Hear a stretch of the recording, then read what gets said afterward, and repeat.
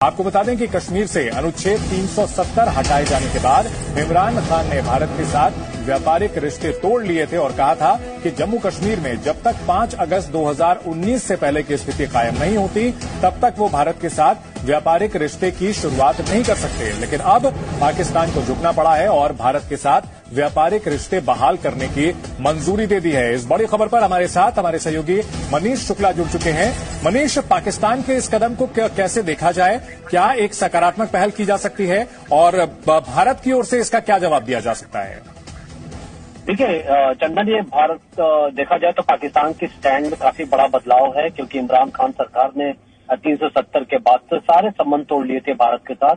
लेकिन जब शहबाज शरीफ प्रधानमंत्री बने तो प्राइम मिनिस्टर नरेंद्र मोदी ने उनको बधाई दी थी और दोनों तरफ से एक कम्युनिकेशन हुआ था।